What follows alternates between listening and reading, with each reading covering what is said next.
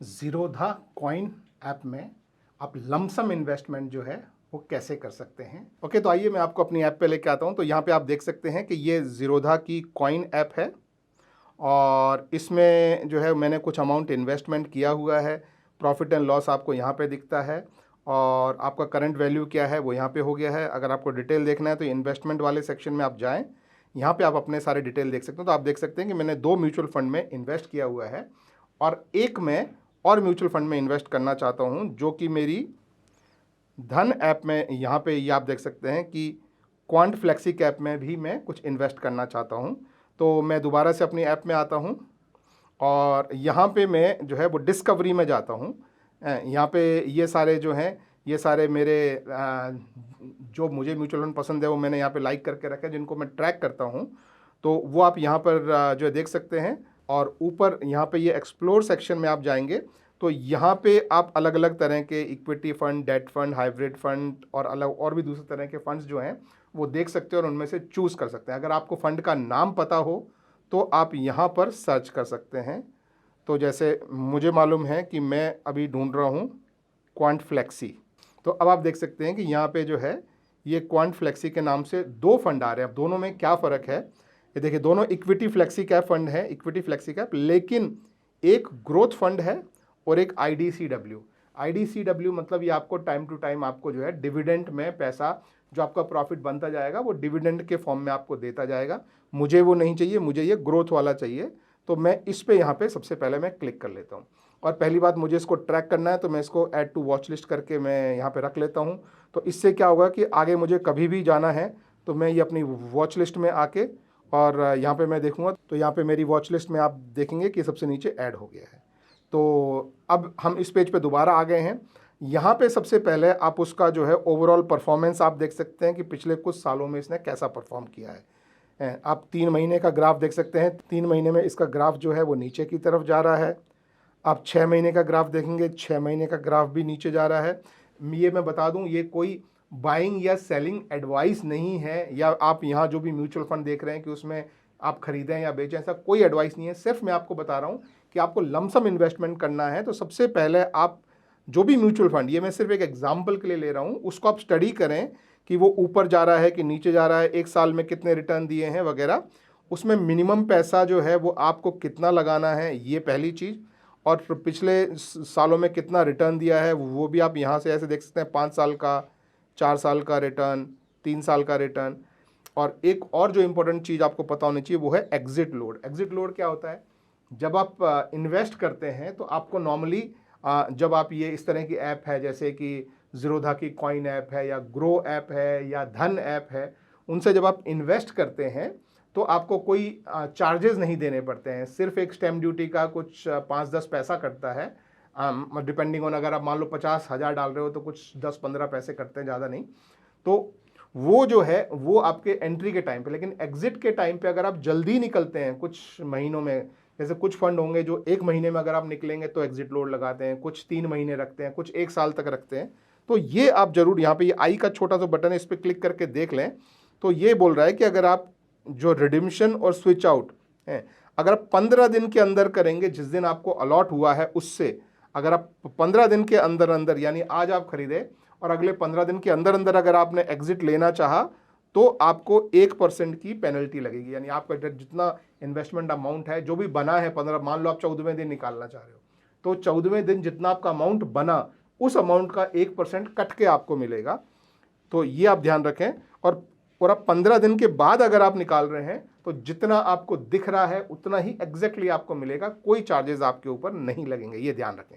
तो ये एक इंपॉर्टेंट चीज़ है जो बहुत लोग नहीं बताते हैं। मैंने कहा ये आपको मैं थोड़ा सा समझा दूं कि अगर आप जल्दी निकलते हैं तो एग्जिट लोड होता है। तो जिसमें भी आप इन्वेस्टमेंट कर रहे हैं सोच लें कि उसमें एग्जिट लोड है कि नहीं है, ठीक है। अब ये करने के बाद वो कहाँ कहाँ कैसा कैसा जो है वो कितना बड़ा उसका मतलब कितना फंड्स वो मैनेज कर रहे हैं, कौन सी कंपनी है जो उसे मैनेज कर रही है, फिर वो किन किन सेक्टर्स में आपका पैसा जो है वो लग रहा है वो आप देख सकते हैं, और कौन कौन सी बड़ी कंपनियां हैं जिनमें पैसा लग रहा है। पूरी लिस्ट आपको देखनी है तो व्यू ऑल करके आप यहाँ पे देख सकते हैं। तो म्यूचुअल फंड का सबसे बड़ा फायदा ही ये होता है कि आप कम पैसे में सारी बड़ी जो अच्छी कंपनियां जो भी उस म्यूचुअल फंड में उन सब में आपका पैसा लग जाता है। तो आप यहाँ देख सकते हैं जैसे कि Reliance, ITC, Bajaj, Samvardhana, Adani, LIC, Jio Finance, Aurobindo, Swan Energy, State Bank of India, Adani Enterprises, तो बहुत सारी कंपनीज में आपका पैसा जो है लगेगा। किस में कितना लगेगा वो परसेंट एलोकेशन यहाँ पे है। तो इस तरह से और भी छोटी छोटी सी चीज़ें हो सकती हैं, तो वो सब आप यहाँ पे देख लें। और ये सब देखने के बाद ये बाय वाला जो बटन है इस पर आपने क्लिक करना है। तो जैसे मैं बाय पे क्लिक करता हूँ तो ये मुझे इस पेज पे ले आया है। अब यहाँ पे आपने अपने फंड का नाम एक बार दोबारा से चेक कर लेना है। और ये ध्यान रखें कि आपका इन्वेस्टमेंट डायरेक्ट में होना चाहिए। यहाँ पर अगर ग्रोथ लिखा है, कॉइन में नॉर्मली ग्रोथ नहीं आएगा, हमेशा डायरेक्ट ही दिखेगा। डायरेक्ट में अगर आप पैसा डाल रहे हैं तो आपको किसी भी एजेंट को आप बीच में कमीशन नहीं दे रहे हैं। ग्रोथ अगर यहाँ पे होता है तो नॉर्मली आप कुछ परसेंटेज हर साल एजेंट को पैसा दे रहे होते हैं। तो नॉर्मली अगर आप किसी बैंक के थ्रू जाके अगर इन्वेस्टमेंट करते हैं तो ऐसा समझिए कि हर साल, अगर आप 20 साल रहोगे तो 20 साल भी हर साल आपके टोटल अमाउंट में से कुछ कमीशन निकलकर बैंक को जाता रहेगा। तो नॉर्मली कोशिश करें कि ये डायरेक्ट में इन्वेस्ट करें। और ग्रोथ मैंने आपको बताया, दूसरा IDCW जिसमें डिविडेंड मिलता है। ग्रोथ में आपका पैसा कम्युलेटिव ऊपर को बढ़ता है। ठीक है, अब अमाउंट कितना डालना है, मुझे मेरे केस में जो है वो 25,000 डालना है इसमें। तो मैंने ये 25,000 जो है वो यहाँ पे सेलेक्ट किया। इसके अगला जो है वो है कंडीशनल ऑर्डर, यानी आप अभी आपको बता रहा है कि इसकी जो NAV है, यानी अभी आज का जो भाव है इसका वो 105, आज का नहीं एक्चुअली, ये अभी मैं सुबह 11 बजे बना रहा हूँ तो ये कल का भाव है। तो कल का क्लोजिंग रेट का जो भाव है वो 105.4755 है। अब मैं चाहूँ कि नहीं मुझे इस भाव पर नहीं चाहिए या आज का जो भाव है उस पर नहीं चाहिए, अगर भाव 105.4 से नीचे आए तो मेरा ऑर्डर प्लेस होना चाहिए। तो उस केस में आप अपना कंडीशनल ऑर्डर जो है वो आप इसको बोल सकते हैं कि मेरे इस भाव पे ही मेरा ऑर्डर जो है वो जाना चाहिए। तो अगर ये भाव आ गया तो आपका ऑर्डर जाएगा, अगर ये भाव नहीं आया तो आपका ऑर्डर नहीं जाएगा। मैं नॉर्मली ये प्रेफर नहीं करता हूँ, तो मैं इसको ऑफ करता हूँ, क्योंकि मुझे आज जो भी भाव आए मैंने ये इन्वेस्ट करना, आज मार्केट नीचे गिरा हुआ है तो उस हिसाब से। ठीक है, अब आपको पेमेंट करने के 3 ऑप्शन हैं। एक ज़ीरोधा का अपना UPI इन्होंने शुरू कर दिया है, जो मैं नहीं करता हूँ। मैं अपना जो है वो अपना सेपरेट UPI में यूज़ करता हूँ। वो आप नॉर्मल UPI यूज़ कर सकते हैं, जो भी आपकी ऐप है, चाहे वो फ़ोनपे हो, चाहे पेटीएम हो, चाहे GPay हो, जो भी हो आप यूज़ कर सकते हैं, या फिर आप बैंक से भी ट्रांसफ़र कर सकते हैं। तो मैं मेरे केस में UPI मैंने सेलेक्ट किया है और UPI यहाँ पे मेरे फ़ोन पे है, तो फ़ोन पे आएगा तो मैं उस पर कर दूँगा। ठीक है, तो ये करने के बाद हम यहाँ से नीचे जाते हैं और ये बाय पे हम क्लिक करते हैं। तो ये मैंने बाय पे किया। ये दोबारा बोल रहा है कि अपना अमाउंट चेक कर लो और फंड का नाम चेक कर लो, क्योंकि एक बार ऑर्डर चला गया तो ये कैंसिल नहीं होता है। तो मैंने इन्वेस्ट पे क्लिक किया। अब ये बोलता है कि आपका ऑर्डर लग गया है, अब ऑर्डर का पेमेंट कर दो। तो वो पेमेंट करने के लिए पे नाउ पे मैं क्लिक करूँगा। ये एक ब्राउज़र में विंडो खोलेगा, वहाँ पे थोड़ा डिटेल आएगा, उसको कंफर्म करके आगे बढ़ेंगे। तो ये पे नाउ पे मैंने क्लिक किया, ये इसने ब्राउज़र खोला है ज़ीरोधा का। तो यहाँ पे जो अमाउंट मैंने जो भरा था वो अमाउंट आ गया है। यहाँ पे मेरे जो ब्लर में आपको दिख रहा है वो बैंक डिटेल है। यहाँ पे ब्लर में आपको जो दिख रहा है वो मेरा UPI ID है। तो यहाँ पे आपने अपना UPI ID चेक कर लेना है कि करेक्ट है कि नहीं, और यहाँ पे ये UPI का रखिए। अगर आप नेट बैंकिंग पीछे सेलेक्ट किया था तो आप यहाँ पे भी नेट बैंकिंग ही सेलेक्ट होएगा। तो आपने इस पर कुछ नहीं करना है, जो है डिटेल आपने इस पर कंटिन्यू पे क्लिक करना है। अब इस स्क्रीन पे आपका जो है ये रुका रहेगा। आपको 5 मिनट का टाइम है, आपको आपकी UPI ऐप में जाके पेमेंट करना है। ओके, तो ये मेरे को यहाँ पे आ गया है, इसका मैं अप्रूवल यहाँ पे मैं दे देता हूँ।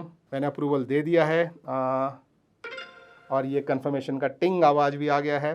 तो इसे मैं साइड में रख देता हूँ और यहाँ पे आप देख सकते हैं कि मेरा पेमेंट जो है वो कंप्लीट हो गया है।